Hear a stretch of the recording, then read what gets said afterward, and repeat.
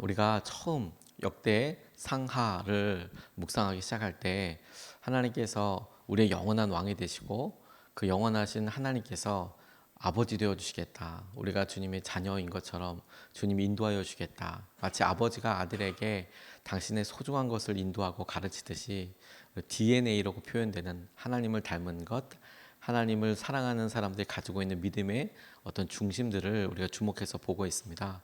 그 시작이 다윗에게부터 시작이 돼서 다윗이 살았던 삶과 그의 고백들을 우리가 살펴보았고, 그리고 그의 아들 솔로몬이 아버지의 간절한 염원, 바람이었던 성전을 건축하고 그 성전 건축한 이후에 그에게 있었던 여러 일들을 우리가 다시 살펴보았습니다. 이제 솔로몬의 시기도 지나가서 40일 특세로 보면은 이제 오늘이 이제 6주차가 시작되는 날인데, 이 솔로몬의 아들 르호보암, 그리고 또 오늘 르호보암부터 시작해서 이후에 이어지는 왕들을 다 살펴볼 수는 없고, 중요한 그 이슈, 중요한 사건들과 사람들을 중심으로 해서 나머지 이제 한 4주, 5주 동안 저희들이 살펴보게 될 텐데, 오늘 솔로몬의 아들이었던 르호보암과 그의 왕위가 있게 될 때 우리가 주목해 보아야 할 부분들을 우리가 좀 같이 살펴보고 싶습니다. 솔로몬이 죽었고, 그리고 그의 아들 르호보암이 왕위에 서게 되었는데, 하나님께서는 다윗에게 하셨던 언약을 철저히 이루셨습니다. 솔로몬이 그의 삶이 점점 더 왕권이 강화되고, 그리고 그의 삶에 있어서 부와 여러 가지 일들이 계속해서 그의 삶에서 한 번도 경험해 보지 못했던 큰 은혜가 되었을 때, 안타깝게도 그의 삶이 하나님 보시기에 온전하지 않았습니다. 그래서 하나님께서 안타깝게 여기신 그런 여러 일들이 그의 아들 때에 일어나기 시작했어요. 그래서 르호보암 때 안타까운 일이 일어나게 되는데, 오늘 그 중에서도 르호보암이 내렸던 참 안타까운 결정 한 가지를 우리가 좀 살펴보고 싶습니다. 첫 번째로 그의 결정을 통해서 우리가 좀 같이 보고 싶은 것은, 그가 왕위에 오게 돼서 서게 됐을 때 신하들이 와서 물어봤어요. 그동안 왕궁을 짓느라고 또 성전을 짓느라고 20년 동안 엄청난 큰 공사가 있었기 때문에 좀 그런 공사나 어려운 일들을 줄여달라, 이제 이런 세금이나 노역이나 이런 것들 좀 줄여달라, 이제 이런 안건으로 왔는데, 이렇게 설명하고 있습니다. 6절에서부터 9절까지의 말씀을 보면, 르호보암 왕은 그의 아버지 솔로몬이 살아있을 때에 그의 아버지를 섬기는 원로들과 상의하였다. 이 백성에게 내가 어떤 대답을 하여야 할지 경들의 충고를 듣고 싶습니다. 그들은 르호보암에게 이렇게 대답하였다.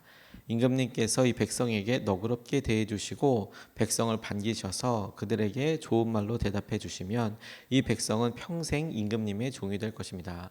원로들이 이렇게 충고하였지만 그는 원로들의 충고를 무시하고 자기와 함께 자라 자기를 받드는 젊은 신하들과 의논하며 그들에게 물었다. 백성이 나에게 선친께서 메워주신 멍에를 가볍게 해달라고 요청하고 있어. 이 백성에게 내가 어떤 대답을 해야 할지 그대들의 충고를 듣고 싶소라고 이야기하는 장면입니다.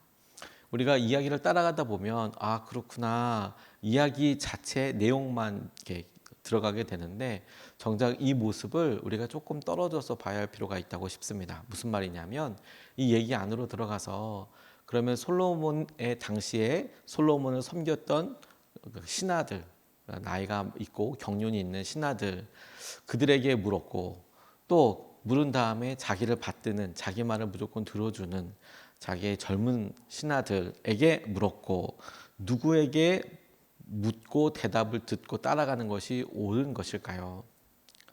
그래서 이 본문을 통해 젊은 사람들 말이 다 그렇지, 너무 좀 강압적인 부분도 있고 또 너무 왕을 중심으로 해서 가는 것도 있지, 솔로몬 왕의 신하들, 그러니까 아버지의 신하들의 말을 들었어야지, 그렇게 결정을 내리면 옳은 걸까요? 그러면 어른들의 말을 따라서 순종했으면 어려운 일은 없었을까요? 우리도 모르게 이 내용 안에 있는 전제에 대해서 잘 살펴보지 못하는 거예요. 한 걸음만 뒤로 떨어져서 보면 우리가 다윗의 시대, 솔로몬의 시대에 있었던 것과 결정적인 차이 한 가지를 보게 됩니다. 당장 아버지 솔로몬만 생각해 보십시오. 왕위에 오르자마자 제일 먼저 했던 것이 무엇입니까? 지혜를 달라고 1,000번 하나님께 예배를 드린 거였어요. 그러니까 하나님께 의견을 물었죠. 성전을 세우기 전이었어요. 성전을 세우기 전에 그가 왕이 되자마자 한 것이 그것이었습니다. 다윗이 왕이 될 때는 어떻게 했는지 아십니까? 그가 온 이스라엘의 왕이 되기 전에 유대의 왕이 먼저 되었습니다. 근데 그때에도 다윗이 하나님께 물어봅니다. 온 이스라엘 왕이 될 때에도 다윗이 하나님께 여쭤봅니다. 그리고 하나님께서 그를 통해서 왕으로 세우고 이끌어 가시는 것에 대한 분명한 응답들을 허락하여 주셨습니다. 전제의 차이를 아시겠습니까? 르호보암이 왕위에 오르고 그에게 중요한 결정을 해야 되는, 이제 왕위에 올라서 첫 번째 중요한 결정을 내려야 하는데, 그는 그의 삶에는 혹은 그에 대해서 이야기하는 본문의 어떤 부분도 그가 하나님을 찾고 있지 않다는 점이 이 본문에서 그냥 내용만 보면 안 보이다가 한 걸음만 떨어져서 보면 깨닫게 되는 놀라운 차이점이에요. 다윗에게도 솔로몬에게도 그가 하나님을 얼마나 간절하게 찾았는지에 대한 내용들이 있지만, 르호보암은 어디에도 그가 하나님께 예배를 드렸다, 그가 하나님을 찾았다, 이런 내용이 없다라는 점이에요. 그러니까 이 일을 솔로몬 시대에 있었던 그런 경륜이 있는 그런 신하들한테 물었다, 그들의 말을 안 들었기 때문에 나라가 쪼개졌다? 아니에요.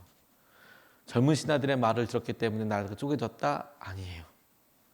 그래서 이 본문 말씀은 그가 내렸던 결정과 상황에 대해서 하나님이 이끌어가고 계시는 것에 대해서 더 명확하게 우리에게 설명하고 있는 것인지도 모릅니다. 예수전도단에게 있어서 큰 사역의 전환점이 되었던 사건 중에 하나가 실패한 경험이었는데, 그들 가운데 있었던 아이디어로 선교 배를 사서, 그래서 해안 지역을 중심으로 해서 청년들이, 선교사님들이 전도를 하러 다니면 참 좋겠다, 이런 생각을 하였답니다. 실제로 그 사역을 중심으로 하는 선교 단체들이 있죠. 뭐 OM이나 이런 선교 단체들은 큰 배를 타서, 그래서 항구들마다 그 배를 대고 방문해서 접안해서 내려서 전도하고, 배 안에 있는 교회로 그 지역에 있는 관광객들뿐만 아니라 지역 주민을 전도해서, 그리고 그것에서 예배도 같이 드리고 복음도 전하고 하는 사역을 아주 훌륭하게 하고 있습니다. 근데 예수전도단 처음 생겼을 때에도 그와 같은 일들에 많은 선교사님, 청년들이 함께하면 좋겠다, 이런 생각이 들었고, 이런 아이디어가 발휘되었을 때 여러 예수전도단의 지도자들이 너무 좋겠다, 야, 그런 배가 있으면 선교적인 역량과, 또 실제로 단기 선교사들이 들어간다거나 그 뭐 1년이나 2년이나 3년이나 살 때 가장 큰 액수들이 뭐냐면 이동 경비거든요. 이동 경비.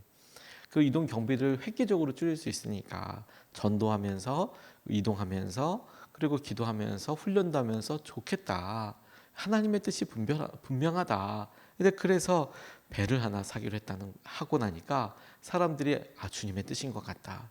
그래서 그와 관련된 재정적인 헌신들이 이어지게 되고, 그리고 배를 이제 계약도 하게 됐답니다. 아나스타시스호라는 배를 사기로 이제 결정하고, 그러니까 이제 아이디어들이 모이기 시작하고, 배가 계약금만 들어서 바로 사는 게 아니라 이제 중도금도 치르고, 마지막에 해야 될 여러 일들과 행정적인 여러 일들, 어느 나라 법적 소속으로 할 건가부터 시작해서 그건 어떻게 운영할 것인가, 이게 막 바빠지고 분주하게 회의도 되고 또 기도 제목도 되더랍니다. 그렇게 한참 아나스타시스호를 사기 위해서 준비하고 있을 때에 어느 회의하고 나서, 로렌 커닝햄 돌아가셨지만 얼마 전에 뭐 기도하다가 그냥 문득 본인이 그렇게 회의가 열띠게 진행되고 할 때 그분들이 가만히 딱 느껴지는 게, 이 회의장 구석에 어느 젊은 남자가 우두커니 서 있는 것 같은 그런 느낌이 들었다는 거예요. 저 구석에 회의에 참여하지도 못하고 너무도 그냥 소외된 채로 그렇게 가만히 서 있는 한 남자. 이게 무슨 그림일까, 무슨 생각일까 기도해 보다 보니까 예수님이라는 생각이 들었다는 겁니다.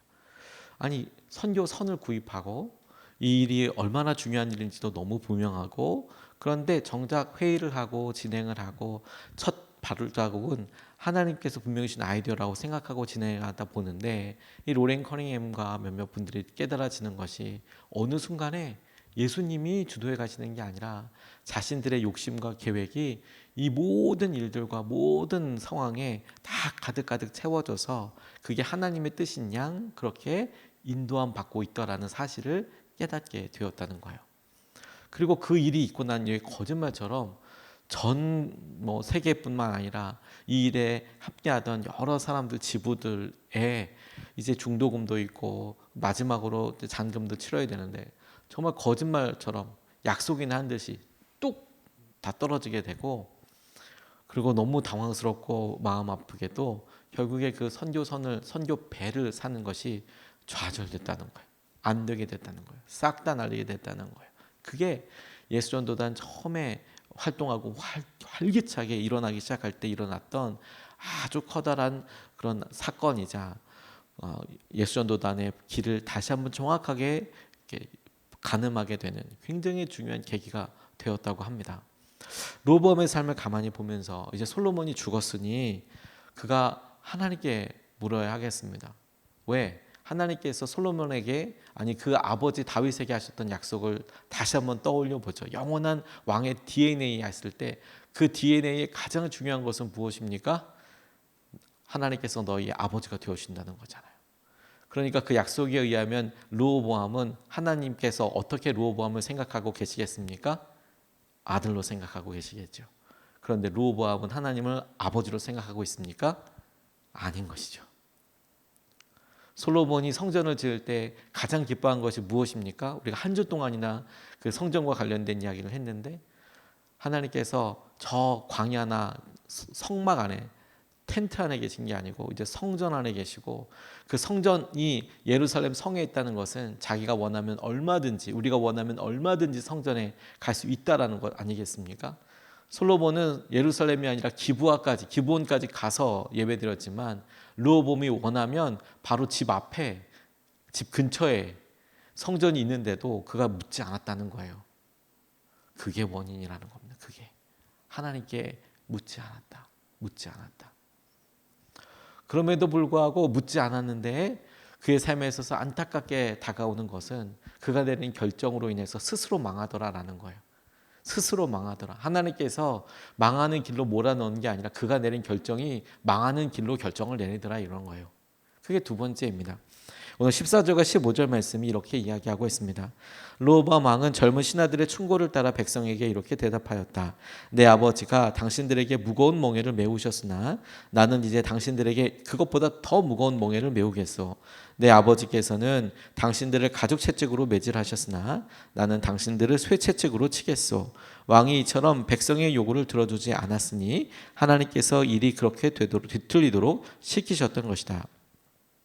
주님께서 이미 실로 사람 아히야를 시키셔서 느밧의 아들 여로보암에게 하신 말씀을 이루시려는 것이었다라고 이야기하고 있습니다. 르호보암이 스스로 다 선택한 거예요. 물어본 것도 본인이 선택한 거고, 백성들한테 3일의 말미를 얻고 그 3일에 있었던 여러 토의 논의 후에 백성들에게 대답했던 내용이 자기를 지지하고 따를 것 같은 젊은 신하들이 이야기했던 말로 백성들에게 참 가혹할 만큼 강한 말로 대답을 합니다. 우리 아버지는 가죽 채찍이었다면 나는 쇠 채찍이다. 더 줄이지 않겠다. 이런 강력한 말로 이야기를 하게 됩니다. 이거 누가 내린 결정입니까? 본인이 내린 결정입니다. 본인이 내린 결정. 하나님이 시켜서 그렇게 한 것도 아니고 본인이 이 3일 동안의 시간에 누구 말을 더 들을까? 아버지의 신하들의 이야기를 듣는 것보다 나를 지지해주고 좋아해주고 나와 함께했던, 그리고 앞으로도 나랑 더 오래 살 것 같은 사람들의 말을 듣는 것이 내게 중요해. 말을 스스로 결정한 거예요. 스스로 결정했지만 하나님께서 그 일에 대해서 뭐라고 이야기하고 계십니까? 하나님 말씀을 이루시려고 그 일이 일어나게 됐다라고 그렇게 설명하고 계신 거예요. 자신이 결정한 건데, 자신이 결정했다고 생각하는데 하나님의 말씀이 이루어지고 있다라는 사실입니다. 저는 이게 되게 두려웠어요. 왜? 죄인은 스스로 결정해서 망하게 됩니다. 그리고 너무 안타까운 것은 죄인의 특징이 스스로 결정하는데 그 길이 망하는 길이라는 것을 모른다는 사실이에요. 르호보암이 이렇게 결정하면서 본인 스스로 이 길이 망하는 길이라고 조금이라도 알았다면 그렇게 결정했을 리가 없습니다. 그런데 르호보암은 본인이 그렇게 결정을 해요. 그리고 망합니다. 이게 중심이라는 거예요. 스스로 결정하는데 스스로 망하는 길을 결정해요. 그리고 하나님은 그 길에 있어서 말리지 않습니다. 하나님을 향한 우리의 마음이 어떠한지, 평소에 하나님의 말씀에 대해서 어떻게 살아가는지, 저는 그것이 중요한 기준이라고 싶어요. 왜? 우리가 보기에는 이후에 있을 일들이 분명히 망하는 길이지 않습니까? 근데 하나님께서는 아마도 말하고 아마도 그에게 다가오셨을 법하지만 묻지 않은 르호보암이 결정 내리고 그 다음에 일어나는 이 일을 통해서 르호보암이 앞으로 큰 고초를 당하는 것을 보게 됩니다. 그리고 그때에야 자기가 정말 힘들고 이제 하나님의 음성을 들을 준비가 되었을 때에야 하나님 앞에 기도해요. 그래서 하나님께서 르호보암을 회복시켜 주세요. 아직은 하나님께서 그의 삶에 그래 너희가 했던 여러 일들과 상황들에 대해서 보고 계시죠. 뿐만 아니라 하나님이 솔로몬이 했던 여러 일들에 대해서 지켜보고 계세요. 다윗의 왕과 그 왕위 왕권을 끊어버리진 않지만 솔로몬이 했던 그런 우상 숭배와 이런 일들에 대해서 기억하시고 나라를 잘라서 여로보암에게 줍니다. 그 일이 지금 일어날지 5년 후에 있을지 10년 후에 있을지 하나님의 말씀이 언제 이루어질지 모르죠. 하지만 그 결정적인 단초가 되고 그렇게 미사일 버튼을 눌러버린 것은 르호보암이었다는 거예요. 지금 앞에 이 일을 분별하면서 우리 앞에 다가오고 우리 앞에 계획된 여러 어려움, 시험, 연단, 그 결정적인 발작 버튼을 누르는 것은 본인이에요. 본인. 아니었으면 점점점 늘어나거나 은혜로운 주님께서 그 일을 피해가게도 충분히 하실 수 있겠다고 싶어요. 저는 여기서 되게 중요한 것 한 가지를 보게 됐어요. 앞서서 스스로 누른다, 스스로 결정해서 망하는 경우들이 많다 에서 하나님께서 우리에게 앞서 르호보암이 왜 묻지 않았을까? 하나님은 르호보암을 솔로몬에게 다윗에게 약속하셨던 것은 그의 아들이라고 생각하고 그를 인생 채찍과 막대기로 인도하셨어라도 그를 붙잡겠다고 이야기하셨는데 지금 이 장면에서는 아직 인생 채찍과 막대기를 대지 않으셨죠. 그를 버리진 않으십니다. 그런데도 그가 아버지처럼 찾고 의견을 구하고 붙잡고 그런 마음으로 다가갔으면 다시 말해서 솔로몬처럼 르호보암이 그 초기에 했던 것처럼 간절한 마음으로 찾아갔다면 그러면 하나님께서 약속하신 그것을 더 가깝게 누리지 않았겠습니까? 굳이 내가 이렇게 잘못하면 맞았구나. 내가 인생 채찍으로 하나님께서 내게 이렇게 큰 아픔을 허락하셨구나. 경험하기 전에 내가 사랑하는 마음으로 하나님을 더 찾고 의지하고 붙잡으면 그러면 이런 일들을 조금 더 줄이거나 혹은 내게 닥칠 일들을 조금 더 미루거나 아니면 없이하거나 그 다음 세대로 넘어가거나 하나님의 말씀이 이루어진다. 그것은 변함이 없겠지만 우리 삶에 있어서 그게 언제 이루어지느냐라는 것은 우리가 하나님께 간절히 사랑하고 나아가는 것에 따라서 우리가 느끼기에 얼마든지 차이가 있을 뿐만 아니라 심지어 우리가 그런 일을 마주하게 될 때에도 우리 안에 그것을 대비하고 혹은 대면할 수 있는, 직면할 수 있는 영적인 힘과 도움이 있겠다라는 생각이 드는 거예요. 다윗이 그의 삶의 실수로 인하여서 적들한테 쫓길 거냐, 혹은 기근을 선택할 거냐, 전염병 선택할 거냐, 그 일을 직면하는 것이 쉽지 않았습니다. 근데 그럼에도 불구하고 다윗이 잊지 않았던 것이 무엇이라고 우리가 나눴습니까? 하나님의 손은 자비로우시니 내가 사람들이 아니라 하나님의 손에 있기를 원합니다. 전염병을 선택하게 됩니다. 그가 기록하고 있었던 것, 잊지 않았던 것은 무엇이냐면 하나님의 손길, 하나님의 자비하심이었어요. 그런 하나님이 그에게 아버지 되어주신다고 이야기하지만 정작 르호보암은 하나님이 아버지 되어주신다는 약속과 삶을 누리지는 못하고 있더라는 거예요. 그래서 여러분 오늘 우리 삶의 중심을 하나님이 우리의 하나님이시고 하나님을 더 가깝게 하나님을 더 분명히 붙잡는 것이 우리가 이번 주 오늘 우리의 삶의 분명한 고백과 중심이 되어야겠다고 싶어요. 스스로 결정할 수 있다면 오늘은 하나님만 사랑하는 삶을 살아야겠습니다. 오늘은 스스로 결정할 수 있다면 망하는 길이 아니라 하나님을 사랑하는 길, 하나님만 따르는 길을 오늘도 선택하고 주님의 은혜와 마음을 충만하게 누리는 저와 여러분 되시길 주님의 이름으로 축복합니다. 두 가지 말씀을 같이 나눴습니다. 첫 번째, 누구에게 물어야 했을까요? 지혜로운 사람, 내 주위에 나를 알아주는 사람이 아니라 하나님께 묻고 나아가는 겁니다. 스스로 망하더라고요. 대부분 결정을 스스로. 그리고 스스로 망할 때 죄인의 특징들이, 우리 연약함의 특징들은 뭐냐면 잘 간다고 생각해요. 심지어 하나님의 길이라고도 생각합니다. 근데 그렇지 않습니다. 우리가 그 일을 결정한다고 했을 때 하나님 때문에 지는 십자가의 길이 벗는 게 아니고 지는 거 아닙니까? 우리가 일을 했을 때 내가 편안해지는 게 아니라 하나님으로 인하여서 더 많은 무게감이 있을 수 있죠. 그런데 그 중심에는 하나님이 계신 거죠. 하나님이. 우리가 여기서 붙잡고 두 번 나눠서 같이 기도하겠습니다. 첫 번째로 붙잡고 기도하고 싶은 것은 오늘도 하나님께 묻고 말씀대로 순종하는 삶을 살게 해달라고 기도하겠습니다. 우리의 삶을 위하여 더 좋은 지혜자, 더 놀라운 사람, 영향력 있는 사람이 있으면 좋기도 하겠지만 그 사람보다 더 놀라운 것은 하나님께 묻고 하나님의 말씀에 청종하는 것, 듣고 따르는 것입니다. 하나님 말씀대로 순종하는 삶을 오늘도 살게 하여 주시고 우리 가운데 하나님의 은혜가 있게 하여 주십시오. 우리가 첫 번째로 같이 함께 기도하겠습니다.